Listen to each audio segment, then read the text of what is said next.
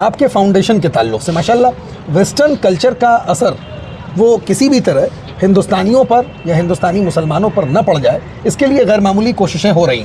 इसका कॉन्सेप्ट कहाँ से आया और क्या कोशिशें आप लोग इस जहद से कर रहे हैं, किस तरह से ये फ़िक्र पैदा हुई? देखें, इसमें तो कोई शक नहीं कि एक अरसे से इस दुनिया में मगरबी तहज़ीब और मगरबी अफ़कार का गलबा है। और मैं समझता हूँ कि मौजूदा ज़माने में जो सबसे बड़ा चैलेंज मुसलमानों के लिए है वो यही है कि मगरबी तहज़ीब का मुकाबला करना। आप देखते हैं हमारे यहाँ ऐसे ऐसे अफराद उठते हैं जो बज़ाहिर नाम से तो मुसलमान हैं, लेकिन अपनी फ़िक्र से पता नहीं वो क्या लगते हैं, वो शायद यहूद व नसारा से भी 2 कदम आगे हों।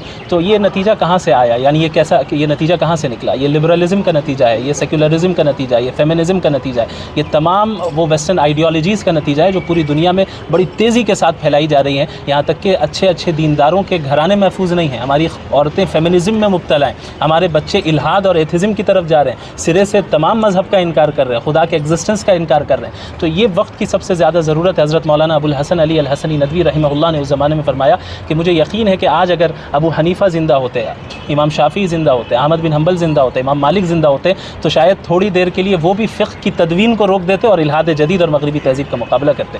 ये दूरअंदेशी थी हमारे उलमाए किराम की और वो उस ज़माने से इसे भाप रहे थे। और अब आज का ज़माना जो सोशल मीडिया का ज़माना है और इतनी अपनी बात को पूरी दुनिया में आसानी के साथ फैलाया जा सकता है, हम देख रहे हैं कि मुल्हिदीन और इस्लामोफोब सोशल मीडिया पर और मीडिया पर कैसे काम कर रहे हैं, हमारे नौजवान किस तरह मुतासिर हो रहे हैं। लिहाजा इस बात की ज़रूरत थी कि इस पर काम किया जाए। अल्हम्दुलिल्लाह मैं जो इस लाइन में आया और मुझे जो इसमें मोटिवेशन मिली वो जनाब डॉक्टर मुफ्ती यासिर नदीम अल-वाजदी दामत बरकातुहुल आलिया के ज़रिए मिली। और 2 साल हमने उनका कोर्स किया तहफ़्फ़ुज़ुल मलाहिदा, जो 2 साल में उन्होंने वेस्टर्न आइडियोलॉजीज़ का जो उसका ऑपरेशन कैसे करना है ये हमें सिखाया। और अल्हम्दुलिल्लाह उसके बाद से पूरी टीम काम कर रही है, मैं तन्हा नहीं हूँ। उसी की एक कड़ी वाहियान फाउंडेशन है जहाँ पे हमारी कोशिश ये है कि वो अफराद जो आपने बताया 3 साल के बच्चों से लेकर 70 साल तक के लोगों के लिए निज़ाम है। ये क्यों है? वो इसीलिए है कि हमारा जो टारगेट ऑडियंस है वाहियान फाउंडेशन का, वो स्कूल और कॉलेज के तलबा और तालिबात या वो जो किसी प्रोफेशन से जुड़े हैं, बिजनेसमैन हैं या ये कि डॉक्टर्स हैं, इंजीनियर्स हैं या किसी भी प्रोफेशन से ताल्लुक़ रखते हैं। मैं समझिए आपका मकसद ये है कि वो कुछ भी रहे लेकिन मुसलमान रहे, जिस मैदान में रहे इस्लाम पर कायम रहे, ईमान पर कायम रहे और इस्लाम का दिफा करने वाले बन जाए।